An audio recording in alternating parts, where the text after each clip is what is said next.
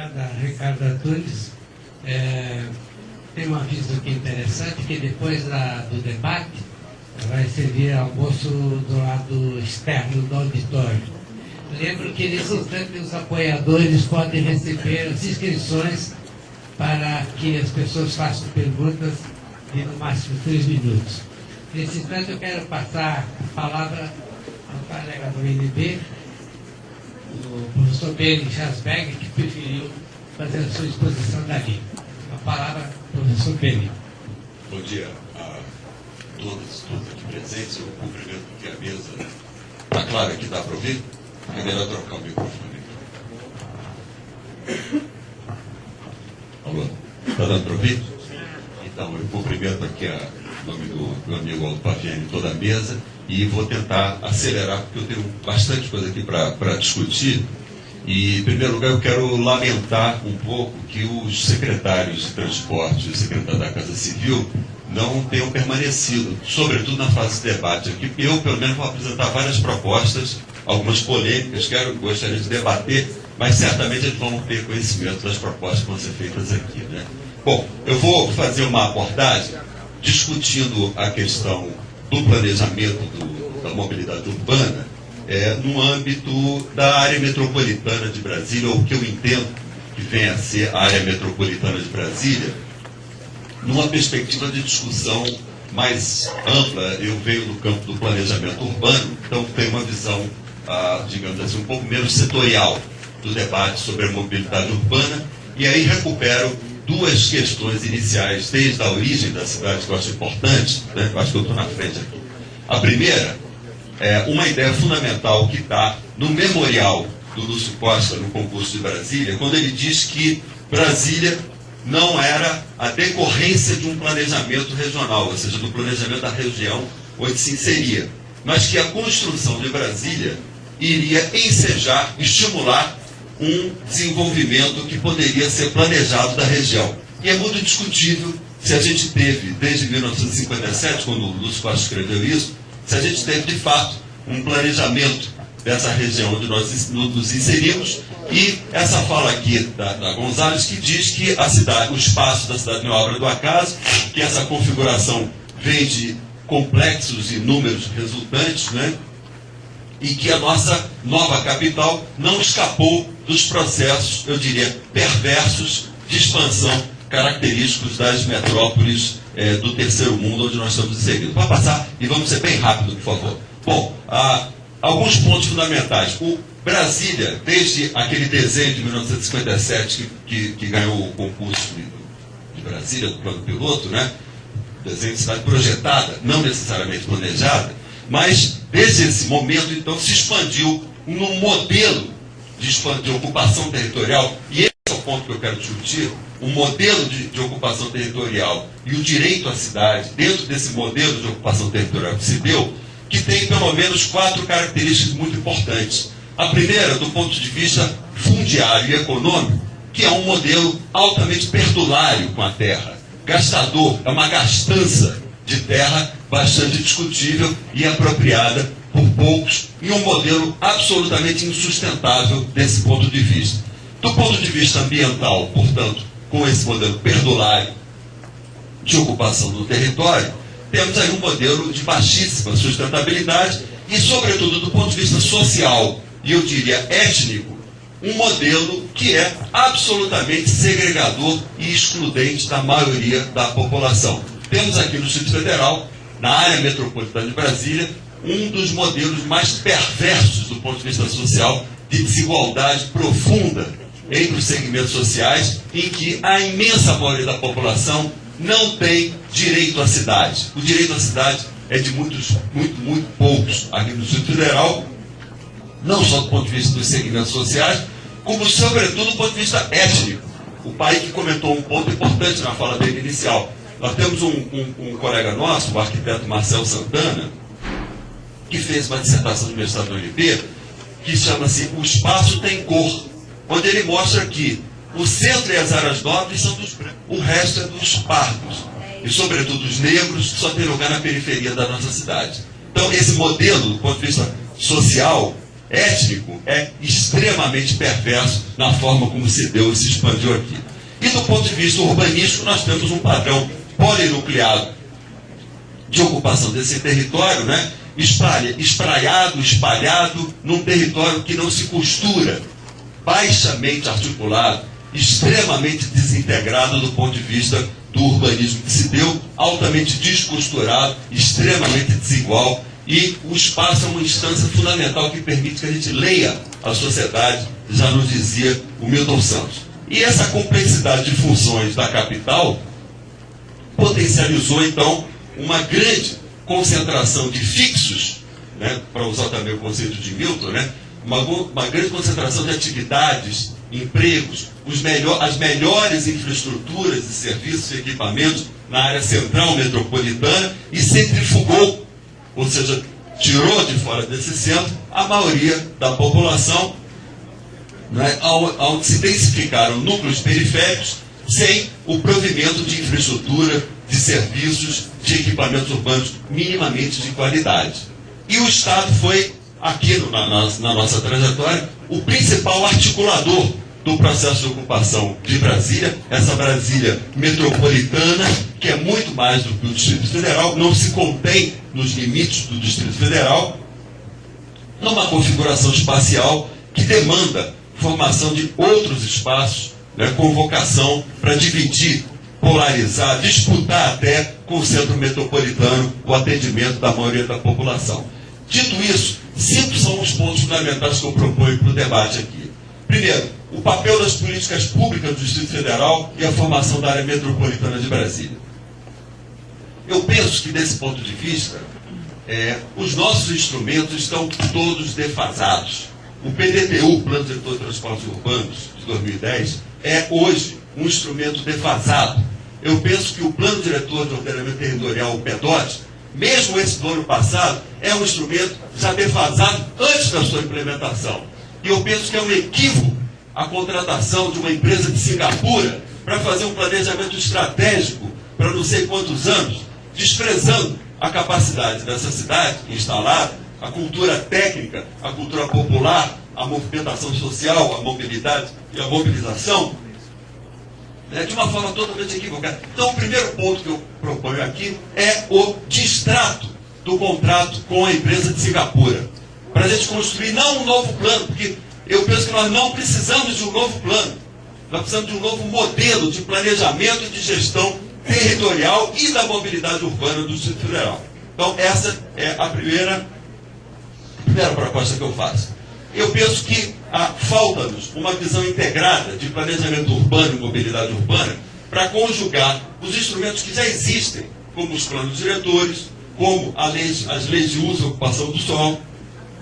Estamos aí no debate do Manuóis, uma lei de uso e ocupação do solo ainda inacabado, ainda tramitando, e os planos de mobilidade urbana. Eu penso que há uma estrutural, endêmica e sistêmica desarticulação e desintegração de uma visão setorializada da maioria desses planos. Aliás, sobre a questão da visão setorializada, eu quero dizer que foi uma iniciativa excelente esse Conselho de Desenvolvimento Econômico e Social ter convocado esse debate, esse seminário sobre mobilidade urbana, mas eu penso que nós temos que trabalhar para um outro modelo de conselho. Eu faço parte do Complan, que é um conselho, ao meu ponto de vista também, completamente já defasado. Eu penso que nós temos que trabalhar numa ótica semelhante à que hoje está sendo construída em São Paulo. Em São Paulo, o prefeito Haddad montou um conselho da cidade. Lá se discute desenvolvimento socioeconômico, se discute política territorial e urbana, se discute mobilidade urbana com a presença do prefeito, todo o secretário, todas as entidades de movimentos sociais. Lá se delibera as políticas da cidade. Então eu penso que um outro modelo de conselho, nessa perspectiva, também seria muito interessante a gente colocar em discussão de forma não setorializada, mas com uma visão, uma capacidade de leitura do território e da cidade mais integrada. O terceiro ponto que eu queria colocar é a desarticulação entre o PEDOT e o PDTU. Eu falo no PEDOT e no PDTU e vou me beneficiar aqui de alguns slides aqui feitos por uma mestranda que participou do Zabanca semana passada, inclusive o professor Paulo César, que é um pesquisador também da área de mobilidade, também nos deu o prazer da sua avaliação, porque o PEDOT e o PDTU têm essa capacidade de serem instrumentos estruturantes do planejamento do território do Distrito Federal, e vou comentar aqui alguns elementos chaves dessa desintegração, e vou, por último, propor, finalmente, eu vou propor aqui a factibilidade de um consórcio público aqui no Distrito Federal, juntando as cidades do entorno, a área metropolitana de Brasília, vinculado também a um Conselho de Mobilidade Urbana e Acessibilidade, que foi proposto pelos colegas do movimento Rodas da Paz, certo? Para que a gente construa um outro modelo, uma outra perspectiva de planejamento e gestão do território. Bom, nós temos aí uma excessiva centralidade, obviamente, do plano piloto, uns padrões pendulares de deslocamento da maioria da população, um planejamento urbano que é recorrente no Brasil, sem estratégias ou estratégias desarticuladas e sem instrumentos de ação integrados, esse setorialismo crasso e clássico das nossas políticas públicas, especialmente a inexistência de articulação entre a política de transporte e mobilidade com a política de saneamento, saúde, habitação, trabalho, emprego e educação na mesma base territorial. Eu chamo a atenção para esse ponto porque eu penso que, ao contrário da visão setorialista das políticas públicas, que é a marca da experiência trágica de planejamento no Brasil, e em grande parte do mundo, né, o que nos une, o que unifica todas as políticas é o território. É a mesma base territorial que tem a capacidade de costurar essas políticas. Né? E aí, desse ponto de vista, então, essas duas variáveis são centrais no debate da política de mobilidade e de planejamento territorial. De um lado, os fixos, ou seja, os empregos, as atividades e a sua maior concentração nas áreas centrais, e os fluxos, no sentido das viagens geradas, no sentido da ênfase do tema da acessibilidade. E o tema da centralidade, e essa é uma discussão fundamental, qual é a centralidade? Na área metropolitana de Brasília, nos permite visualizar o nível de polarização da área central, os indícios, indicadores possíveis de descentralização das atividades, de deslocamentos da população para áreas fora do centro, e como essas questões de centralidade comparecem ou não nas propostas estruturantes, tanto do PEDOT quanto do PDTU. Pode passar. Essa imagem aí, muito rapidamente, vai nos mostrar, numa sequência territorial de mais de meio século, né? Ou seja, desde antes, quando isso aqui era... Essa área onde nós estamos eram 3 municípios, né? Era Formosa, Planaltina e Lusiânia. Essa era a base territorial aqui. 3 municípios do Goiás: Formosa, Planaltina, Lusiânia. Da onde foram feitas as desapropriações das fazendas, né? E hoje nós temos essa situação fundiária absurda de áreas públicas, privadas e desapropriação incomum, desapropriações incompletas, né? Que é o drama fundiário que nós temos aqui, num modelo que obviamente se dá. Além disso, nós temos, configurando também essa área metropolitana, eu diria que já vai acabar o tempo. Cerca de 10 municípios do nosso entorno. Vai passando tudo, vai para o final. Vamos para o final, porque eu tinha muita coisa para colocar. Bota na última. Mas eu ia discutir muito as questões de desarticulação entre o PEDOT e o PDTU e colocar os desafios da questão da visão integrada da leitura do território como unificador, como construtor das políticas de planejamento e gestão urbana, mas queria colocar como proposições finais essas questões. Ou seja, os municípios da área metropolitana de Brasília, aliás, eu ia também comentar como é que elas se articulam a norte, na direção do Planalto e Sobradinho, a oeste, a sul e a sudeste, na direção de Águas Lindas, Valparaíso, Lusiânia, Cidade Ocidental, Novo Gama, etc.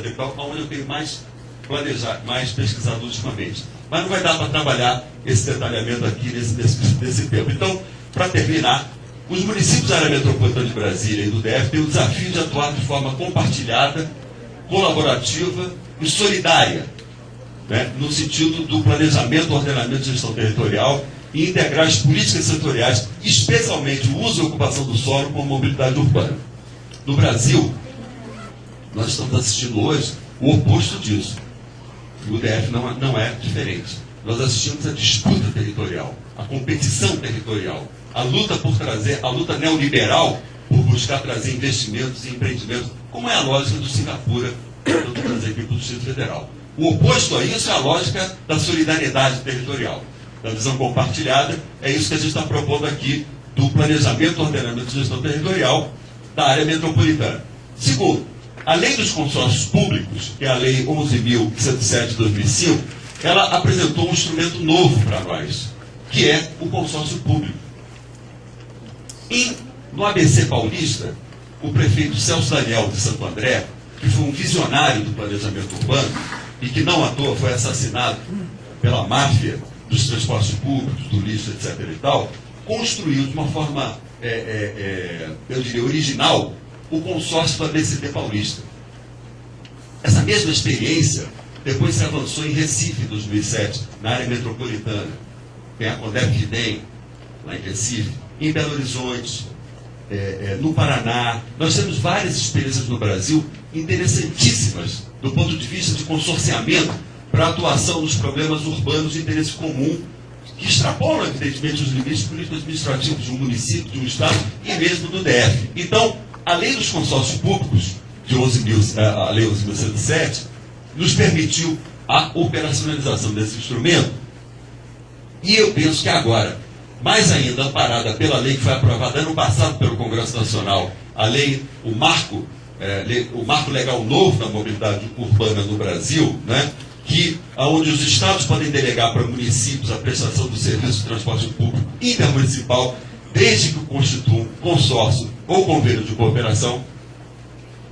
E eu penso que esse é um instrumento fundamental para nós trabalharmos, mas penso também que no caso nosso, da particularidade da área metropolitana de Brasília, convém que a gente trabalhe com uma perspectiva mais ampla, com uma leitura mais ampla do território, da dinâmica econômica, social e cultural, no sentido de um consórcio público de planejamento, gestão e mobilidade urbana territorial, onde a gente possa coordenar e integrar o DF e os municípios que compõem essa área metropolitana, com a participação do Estado de Goiás, do Distrito Federal, dos municípios que fazem parte, né, da área metropolitana, e da União, que também tem responsabilidade nesse processo, com atribuições específicas. Mas que esse consórcio, do meu ponto de vista, para ser operado, precisa ter uma articulação orgânica com um conselho de mobilidade urbana e acessibilidade. E aí tem dois pontos que eu penso que são fundamentais para esse conselho também. Primeiro, é que esse conselho tem que ser deliberativo, ele não pode ser consultivo, tal como o Conselho da Cidade em São Paulo, tal como tantos outros conselhos da cidade que estão se constituindo democraticamente no Brasil de hoje, superando a visão setorialista que se baseia numa leitura fragmentada da cidade. Né? Então, esse é o primeiro ponto. O segundo ponto é que esse conselho tem que ter maioria da sociedade e não do governo. Com todo respeito aos meus colegas do governo, né? Quando a gente está fora do governo, é lógico, porque tem liberdade total para criticar, né? Mas ele não pode ser um conselho chapa branca. Ele tem que ser um conselho democrático, nesse sentido amplo, como é essa experiência que eu estou comentando, que possa incidir concretamente na política. Vários projetos em São Paulo foram totalmente abandonados e outros foram construídos no lugar a partir do conceito das cidades, dessa experiência rica e importante. E um outro ponto que eu queria comentar para terminar, é que foi feita uma proposta recentemente, inclusive de iniciativa de ONGs, entidades da sociedade civil de São Paulo, que eu acho que é importante a gente discutir e debater, que é a municipalização da CID, aquela contribuição de intervenção do domínio econômico que incide na gasolina, e eu estou totalmente favorável a propostas que quem tem que subsidiar o transporte, eu sou totalmente favorável ao passe livre, e sou totalmente favorável à ideia de que quem tem que subsidiar o transporte coletivo é o usuário do transporte particular. A CID, que incide sobre a gasolina, né, é federalizada, e a proposta é que ela passe para os municípios, desde que subsidie, financie o transporte público, coletivo. Então, são esses alguns pontos que eu trago aqui para o debate. É uma pena que não tive tempo para detalhar mais os aspectos aqui dos problemas vinculados ao planejamento territorial e urbano do Distrito Federal. e os agravantes que ele trazem para o problema da mobilidade, mas eu penso que essa questão não pode ser discutida nem só pelo planejamento urbano, nem só pela mobilidade urbana, mas por todas as outras políticas setoriais do Distrito Federal. Muito obrigado.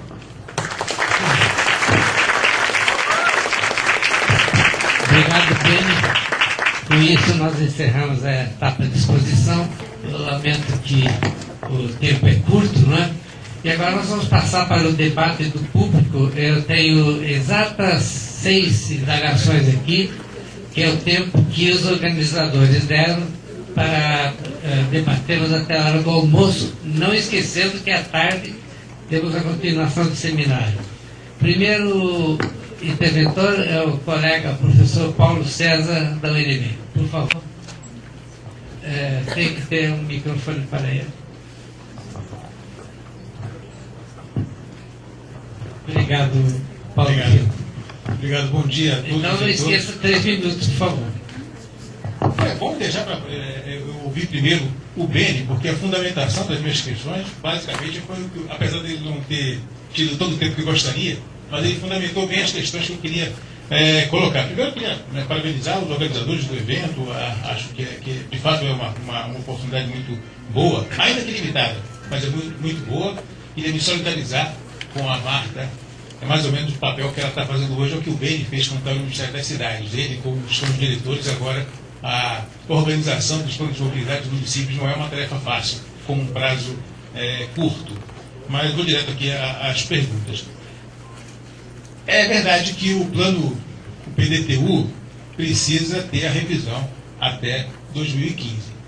Mas eu fico com o Beni, né? Eu acho que a gente não tem um plano, né? O PDTU é um ajuntamento de estudos técnicos contratados junto a consultorias e que foi submetido à Câmara Legislativa como um plano para cumprir requisitos legais e concorrer a recursos do Parque da Mobilidade. Então não temos um plano ali. Essa revisão, eu acho que eu pergunto se a gente não tem a grande oportunidade de jogar fora, entre aspas, né? Esquecer. Em vez de fazer uma atualização do plano para ver qual é a próxima obra, se vai botar trilho no eixo monumental, o exemplo que o senhor disse aqui, se a gente não faz de fato um plano no espírito do que diz a Lei 12.587, um plano de mobilidade, e que envolva particularmente, atente para o requisito que está previsto na lei, que é a participação da população. A Constituição dos organismos de participação popular, controle social, no espírito da maioria do Conselho, como o Beni falou aqui. Então, vejo que essa é a grande oportunidade, de fazer uma revisão para acrescentar um outro ponto nesse conjunto de estudos técnicos. E em relação ao Ricardo Tunes, acho que de novo, eu quero me solidarizar também com o esforço agora para fazer as licitações, mas será que a gente não está perdendo a oportunidade? Ou como é que a NTT vê a proposta que o Beni fez aqui, que eu sou simpático a ela há muito tempo, né? Nós precisamos de uma agência regional, uma agência da região metropolitana, para cuidar do transporte local. A NTT tem uma vocação natural no transporte de longa distância, deve se dedicar a isso. Mas quem cuida do transporte da região metropolitana do Distrito Federal deve ser o local aqui, com a participação dessa população, majoritariamente. Pergunto se não é também uma oportunidade que está sendo perdida nesse momento. Obrigado.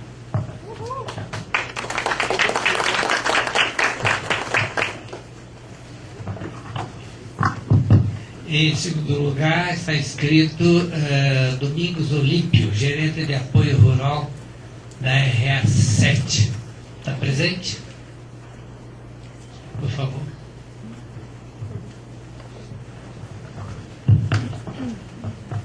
Bem, gente, bom dia a todos e a todas. O que eu vou falar aqui, a minha pergunta, seria a pergunta de quem mora na área rural, correto? Até porque as falas, ninguém falou sobre a área rural. O coletivo, o transporte coletivo, ele sai da área rural e chega até a área urbana. Mobilidade urbana, né? Acontece o seguinte, há uma grande preocupação na área rural justamente com relação ao coletivo em si, a qualidade que no caso é uma realidade, né, no Distrito Federal, que são os ônibus sucatas, né? Aqui se falou de 20 anos. Então, em torno mais ou menos disso, né? 10, 15 anos, os ônibus que circulam na área rural. Uma outra coisa, eu pergunto o seguinte para a mesa, para os que estiveram antes, né, as suas falas. O coletivo na área rural, ele poderia ser estatizado, ou mesmo tarifa zero? Poderíamos pensar nisso? Porque na área rural, o que o empresário diz é que não tem lucro, né, por causa da distância e tudo, né? Mas as pessoas sofrem muito. Na área rural do Paranoá tem ônibus que saiu de circulação porque era apenas um ônibus que circulava, né, do Jardim 2 até a cidade do Paranoá, né? E esse ônibus em si, ele teve um acidente, passou por um acidente, e aí não se repôs mais, né, o ônibus que circulava, trazendo esse povo lá do Jardim 2 até a cidade. Então, são reclamações e mais reclamações que temos recebido, né? Isso seria uma coisa, vamos dizer agora, momentânea, seria uma coisa urgente, mas o que eu coloco aqui vai além disso.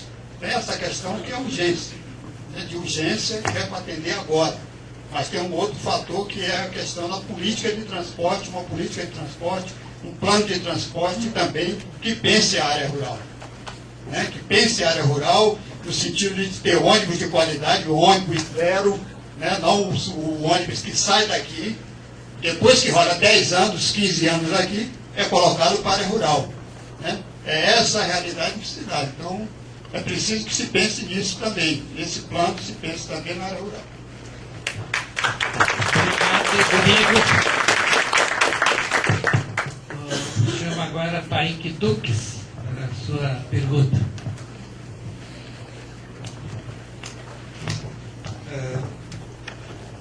Bem, eu queria apresentar alguns pontos. Assim. O primeiro é talvez uma leitura um pouco diferente do PDTU. Não é um plano, concordo plenamente. Mas complementar um pouco essa leitura de que, ao mesmo tempo que ele não é um plano, a forma como ele foi indica um tipo de política que está sendo feita, tanto pelo governo passado e que algum dia tem sido mantido por esse governo, que é essa política de consultorias, essa política de privatização da discussão do planejamento urbano, e privatização tecnocrata. E aí o que isso implica? Isso implica em um tipo mais perverso de gestão da política pública do que o modelo anterior, que é o modelo estatista, ou mesmo que esse modelo eleitoreiro que a gente tem. Deixa eu me explicar, e aí nisso eu coloco a minha crítica à NTT. Se é horrível a gente estar no sistema de transporte coletivo, que é vendido de eleição em eleição para empresário por meio de financiamento de campanha, ou utilizado politicamente como forma de reprodução política do grupo que fez tal projeto ou qual projeto, essa forma pelo menos permite a gente exercitar pressão pública sobre pessoas que em alguma medida podem perder seu cargo, podem perder seus empregos, suas mamadas, em função da mobilização popular. Por outro lado, o estilo de gestão da NTT, esse estilo institucional de gestão da NTT é pior ainda, porque é tecnocrático. É um estilo de gestão em que o usuário de transporte coletivo do entorno, que vem ao DF, não tem nenhum mecanismo de pressão sobre gestão do seu transporte coletivo. Então, a gestão da NTT, concursado, bem estruturado, com plano de carreira, etc., pode ficar muito bem tranquilamente no seu cargo, decidindo por meio de estudos a vida das pessoas. Esse é o estilo de transporte mais antidemocrático ainda. Isso é pior do que a estrutura que a gente tem no DF. Então, essa forma de transporte coletivo ela tem que ser radicalmente alterada. Por quê? Porque nenhum funcionário da NTT anda de transporte coletivo do entorno para o DF. Nenhum funcionário da NTT paga R$ 5,10 para andar de transporte coletivo. E pior que isso, ele não tem compromisso algum prévio com essas pessoas, a não ser o compromisso a não ser o próprio compromisso técnico de carreira. Como a nossa discussão não é fazer julgamento moral de um ou outro técnico da NTT, não interessa se ele é pai de família, se é bom moço, se é bom almoço, isso não interessa para a gente. A discussão de gestão política, esse modelo de gestão política tem que ser radicalmente alterado, independentemente do caráter de quem está lá hoje.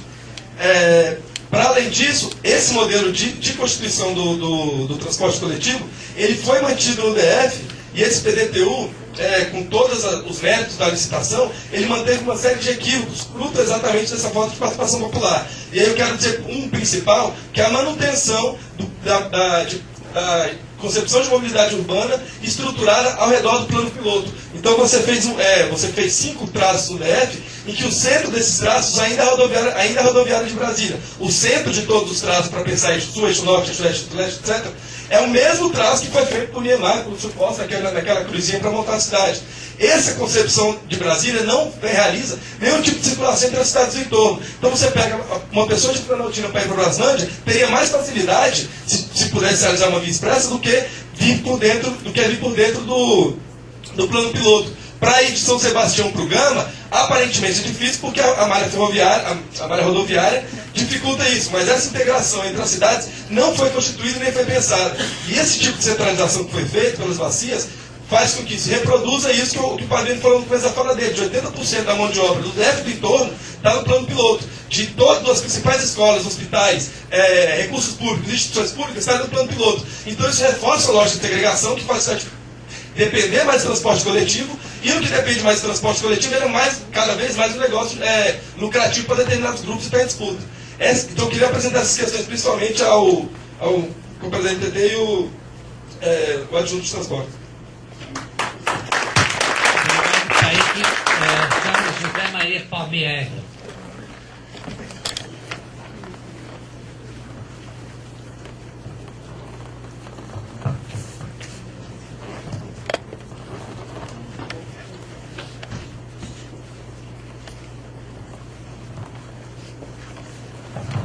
Bom dia, senhores. Bom dia, presidente. A minha indagação é o ponto que o Kaique botou, que é essa dependência do plano piloto.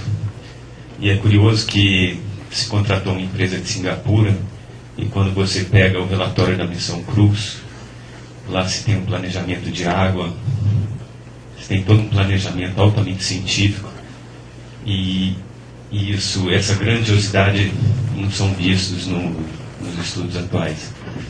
Eu vou muito a Santo Antônio Descoberto, eu praticamente nasci na área rural, embora seja um cidadão brasiliense, branco e etc, com todos esses clichês típicos. Mas esse problema que o Kaique botou é um dos maiores que se vê pessoas de fora pensando um problema debruçado sobre mapas e etc, e não se resolve nunca. Eu vim para cá hoje de bicicleta elétrica, fiquei feliz que eu cheguei aqui, estava o secretário de Estado também estacionando sua bicicleta, e tem muitos lugares que você vai a Brasília, não tem um bicicletário. Esse problema do ônibus, são ônibus cruzando os eixos, não tem essas ligações transversais em Brasília. Então toda essa logística que é evidenciado aqui, eu fico feliz que pelo menos agora se tem um Conselho de Desenvolvimento onde tudo é tratado de maneira que pode ser mais logística, e que não venha um governo e acabe com o que o governo anterior fez de maneira revanchista. Então eu me solidarizo aqui com o pessoal do movimento do Passe Livre. Esse problema que temos de você ir de São Sebastião para o Gama, sendo que se você for olhar no mapa eles são relativamente perto, essa logística tem que ser pensada por gente daqui.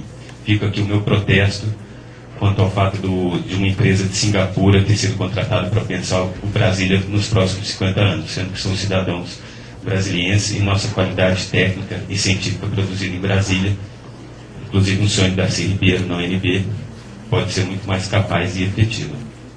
Gostaria de levar à mesa o questionamento isso. Por que sempre passa por essas linhas do plano piloto e nós não temos esse negócio do entorno, essas interligações? É uma coisa já para se deixar aí para futuros estudos. Obrigado.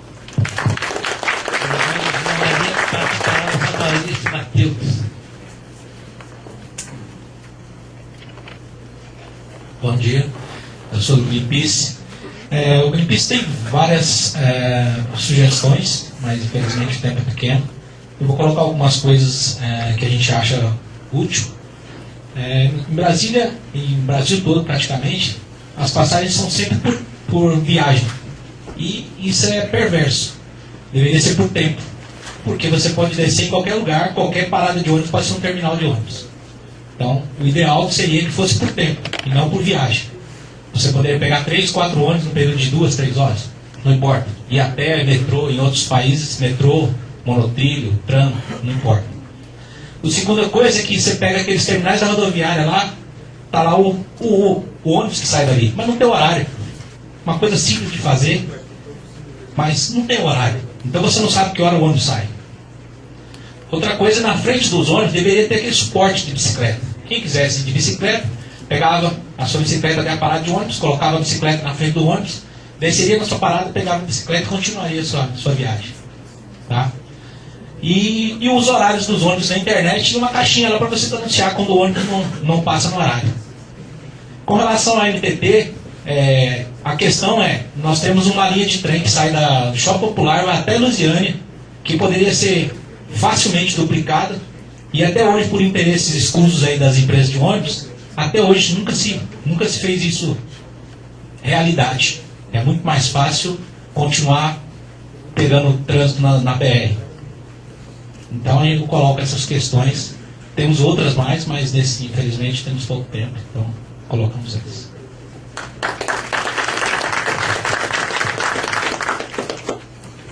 Obrigado, Matheus. O outro indagador vai ser Anderson Paz. Ali.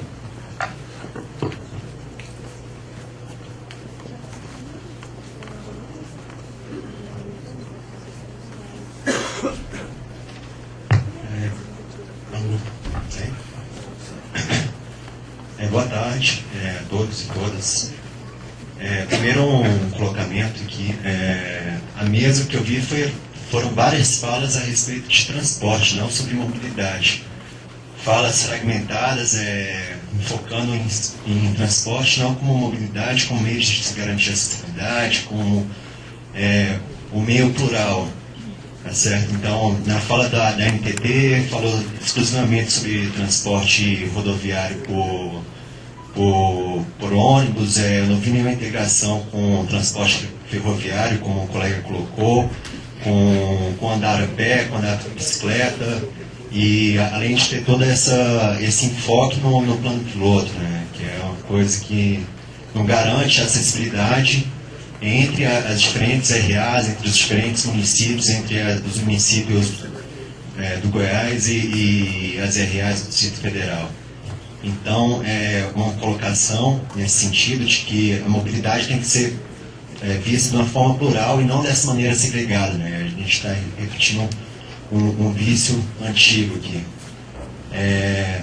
Uma colocação que eu tenho também ao companheiro da Secretaria de Transporte do Distrito Federal. Estive presente na audiência pública que teve próximo do Colorado, sobre licença ambiental, da ampliação da rodovia que vai ali do Torto ao Colorado. E colocaram a construção da ciclovia, porém nesse projeto não está previsto linha exclusiva de ônibus. Em vários projetos que estão surgindo, em vários projetos em licenciamento, não tem nada a respeito de linha exclusiva de ônibus. E da forma como esses projetos estão sendo elaborados, e se eles forem para frente dessa forma, o que a gente vai ver é um favorecimento do transporte individual. O usuário do transporte coletivo não vai ser favorecido. Então, vai ser mais uma política para favorecer a compra de carros, para favorecer o inchaço das nossas cidades. E queria saber como é que está essa previsão de favorecimento efetivo do transporte coletivo. Estou entrando no ponto rodoviário, mas também gostaria de saber a integração com o transporte ferroviário e com outros meios de transporte sustentável a pé e por bicicleta.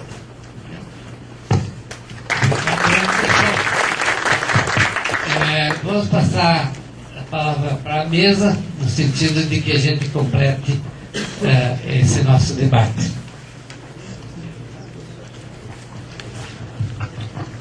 Eu até pedi para falar primeiro que eu fui alvo preferencial, ou melhor, a NTT, né? Então vamos lá por partes. O primeiro questionamento do professor Paulo, para mim, é o questionamento que responde a maior parte dos outros que foram feitos. A NTT considera que seria interessante uma gestão integrada, tanto da política urbana quanto a questão da mobilidade urbana. Para mim, isso é claríssimo, essa necessidade. Porque o que existe hoje é uma segmentação da atividade de cada entidade, cada esfera de governo. Então, o que acontece?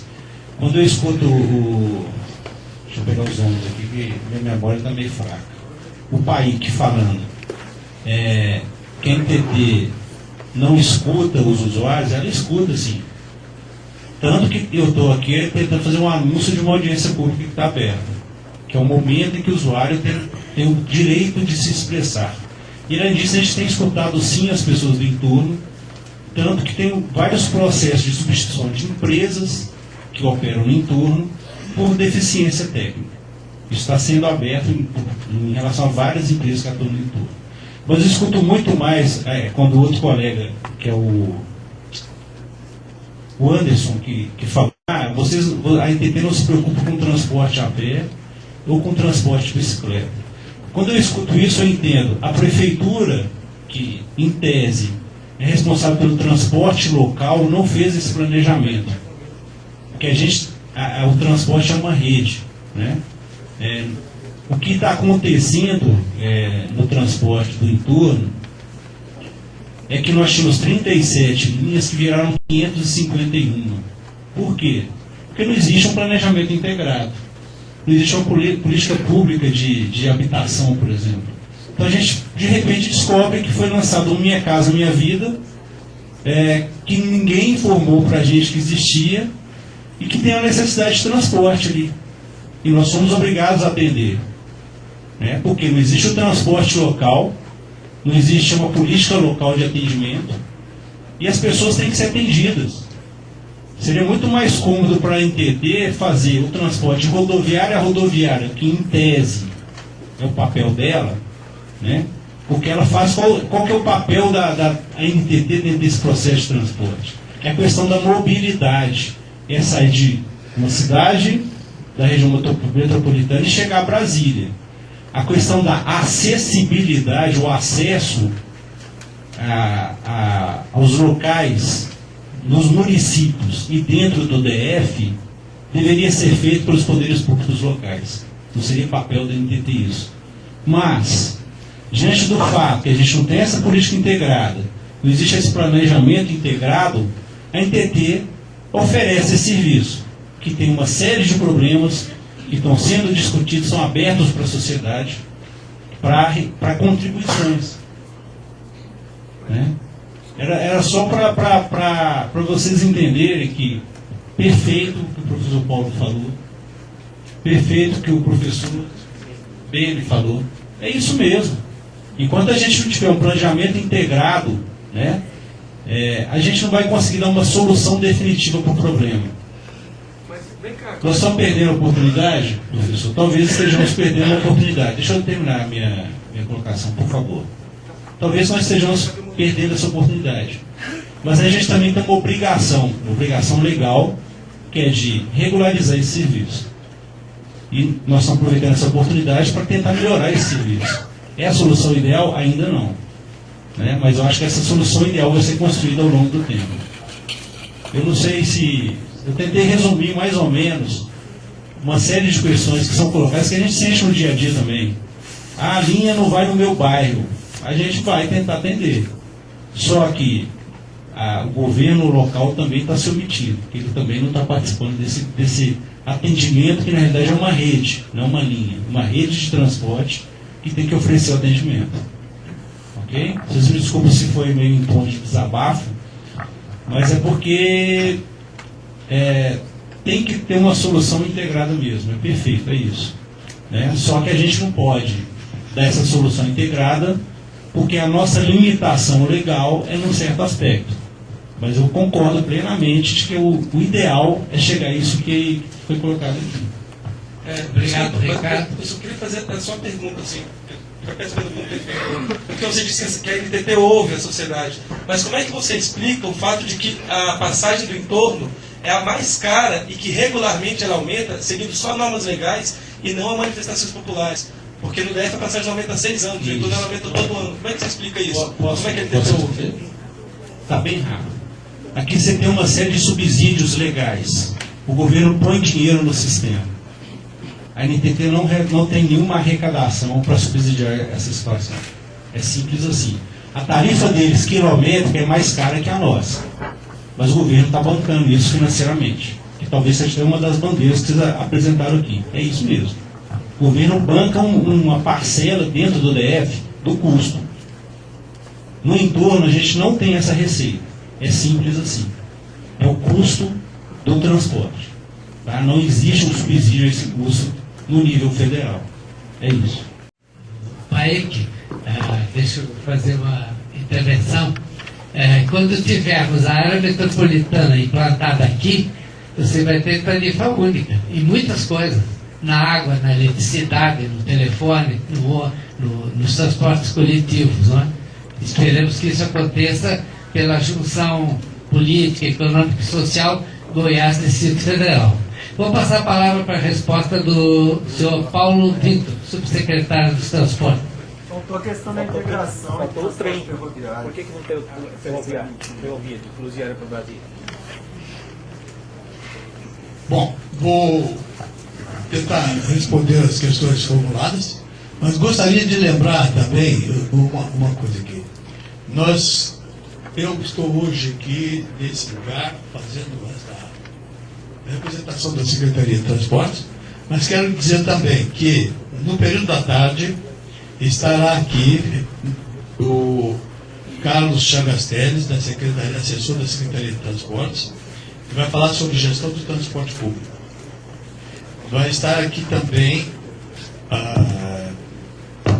ainda hoje, às 17 horas, Marco Antônio Campanella, que é o diretor-geral da DF Trans, que vai falar do modelo de gestão do transporte no DF. Vai estar aqui o Edinardo de Oliveira Ferreira, que também é da DF Trans, vai falar sobre o modelo de tarifação. E, por último, às 17 horas, isso é amanhã, né? Amanhã às 10h30. E hoje, no final da tarde, às 17 horas, vai estar aqui o Lúcio Lima, do Conselho de Transporte. Bom, então vamos às questões, porque eu quero informar, e isso não tem nenhuma importância dizer com toda a franqueza, eu não estou a par, não sei de todos os detalhes das ações dentro da Secretaria de Transporte, porque muitas das medidas das ações são tomadas num plano mais elevado do governo, decisões políticas e outras mais.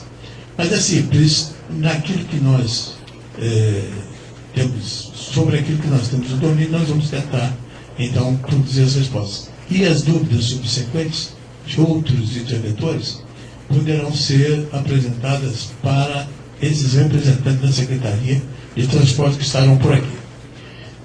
Para o professor Paulo César, acho que temos uma convergência aqui de opinião. Quer dizer, o PDTU, como está hoje, como foi formulado em 2010, ele foi produzido por técnicos, evidentemente, com muito pouca participação, ou quase nenhuma, de entidades de outros segmentos da sociedade que pudessem intervir e opinar livremente. Pelo menos essa é a reclamação que se faz, e eu entendo que realmente deve ter acontecido dessa forma. Mas já me manifestei na minha fala anterior que a revisão do plano, ou mesmo jogar o plano fora, isso, para abrir bastante o leque, isso pode e deve ser feito, quer dizer, com a participação num fórum como esse, ou de um outro com um propósito mais específico, como mostrou aqui o professor Beni, opinou sobre isso, no sentido de nós voltarmos 2 anos por aí, até o 5º ano mais ou menos, com uma proposta mais realista, mais condizente com as necessidades expressas aqui, né, e que representam em grande parte a opinião da população, dos usuários, e com isso a gente ter um produto melhor para as próximas etapas. Então concordo plenamente e acho que poderíamos trabalhar nesse sentido. Mas me permitam fazer uma observação aqui, que também não estou afirmando isso categoricamente, mas a cooperação entre o governo do Distrito Federal e as entidades aqui, o UNB, a Universidade Católica e outras universidades, a cooperação é mínima, não existe ou é quase nula. Mas ninguém também provoca, ninguém toma uma iniciativa para colocar essa questão em discussão. Eu tenho 50 anos de Brasília e de serviço público, e quero dizer para os senhores, não realizei, nem na SEB, nem no metrô, nem na Secretaria mais recentemente, nenhuma obra ou nenhuma ideia, não realizei nenhuma ideia que tivesse partido do UNB ou de outra entidade. Eu acho que é uma pena que isso não tenha acontecido, mas isso é um testemunho que eu estou trazendo aqui, porque é uma verdade. Certo? Eu vivi isso e afirmo categoricamente que nunca realizei. Apenas uma pequena contribuição do UNB dentro da própria UNB num tempo mais remoto. Certo?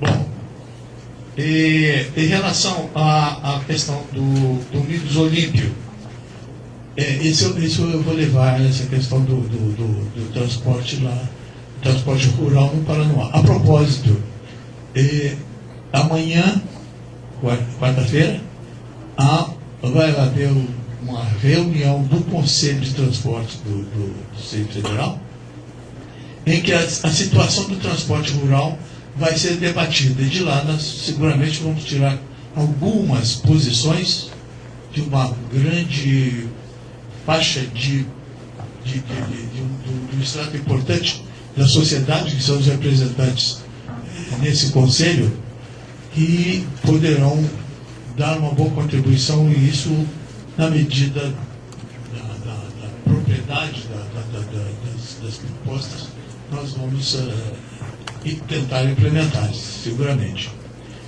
E agora o caso específico da RA7 eu vou levar para a DEVTRANS ou para a assessoria do secretário. Para o PAIC, eu gostaria de dizer o seguinte, PAIC, para os senhores, a menos que nós tenhamos outras fontes de pesquisa, outros parâmetros a serem pesquisados para a formulação de um plano de transporte, para a criação de linhas e frequências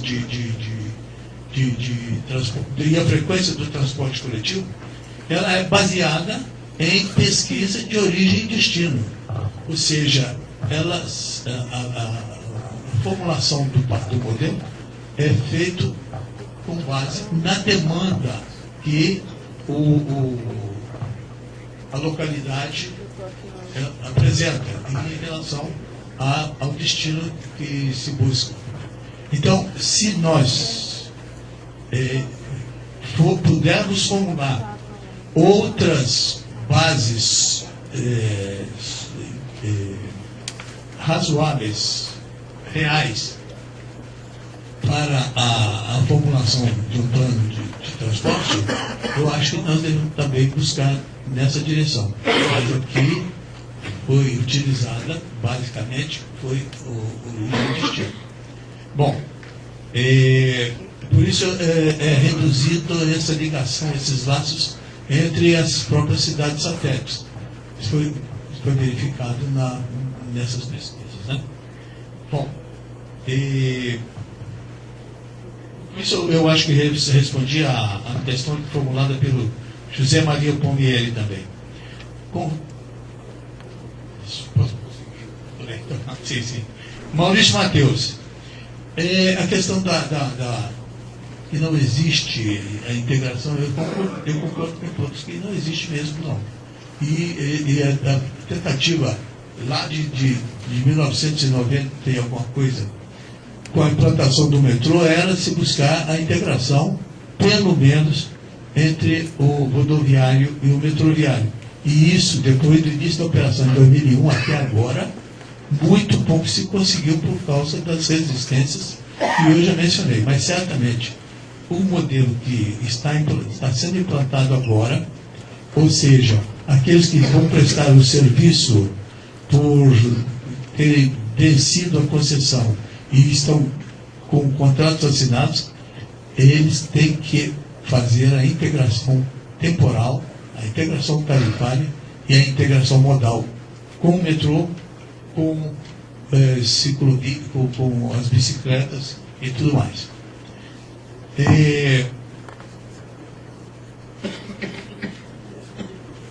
A audiência pública do Colorado e Torto. Nós estamos falando aqui de duas intervenções no eixo norte. A primeira é essa, que é um reforço da BR-20, né, e como se fosse o prolongamento da Épia, é um reforço de via entre o Torto e o Colorado. A questão que vai tocar propriamente no transporte coletivo é a implantação do eixo norte, do BRT norte, que não é, e esta obra de reforço da BR-20, a ligação Torto-Colorado, não objetiva propriamente a servir de base rodoviária para o BRT. Eu acho que o... Obrigado, Paulo Vitor. Passar para o professor Penny para a sua intervenção e aí nós concluímos. Bom, eu tenho pouco a agregar, eu tenho concordância com a maioria das falas que foram feitas. Eu queria destacar 4 pontos. Primeiro é que a experiência internacional e a brasileira mostra que a visão integrada sobre a questão da mobilidade urbana e territorial, para falar em área rural também, e não só em transporte coletivo, ela tem 2 pés fundamentais. Um, sem dúvida, que é o aumento da qualidade, eficiência, baixo custo, controle social, etc. e tal, sobre os transportes coletivos. Mas o outro pé é que nós temos que tornar inviável o automóvel, o carro particular. Temos que tornar isso inviável. Veja só, isso a experiência internacional mostra claramente. Nós temos 2.600.000 habitantes no Distrito Federal e 1.400.000 veículos, dos quais 75% aproximadamente é carro particular, dos quais, quando a gente anda no trânsito, vê que a maioria deles tem uma só pessoa. Uma só pessoa. Isso que eu estou falando não é nenhuma novidade, não estou falando nada de novo, todo mundo já sabe, etc. Então, por que eu acho importante essa proposta da questão da municipalização da CID? Porque é muito barato ter carro particular. E, infelizmente, aquela política anticíclica de desonerar a produção industrial do automóvel entupiu as cidades de carro. Entupiu. E isso tem agravamento terrível, não só do ponto de vista das deseconomias urbanas, quanto do ponto de vista da saúde da população, que passa 3, 4, 5, 6 horas por dia em engarrafamentos. Quem é que não conhece aqui milhares de pessoas que esperam horas no final do expediente para subir ali ao norte, para Sobradinho, para o Nautina, ou então para ir para sul ou sudeste, para pegar, né, na direção do Gama, ou de Águas Claras, etc. e tal. Quem é que não conhece milhares de pessoas que vivem essa situação? Então, é preciso se criar mecanismos, efetivamente, que tornem difícil a vida do automóvel e do carro particular, né?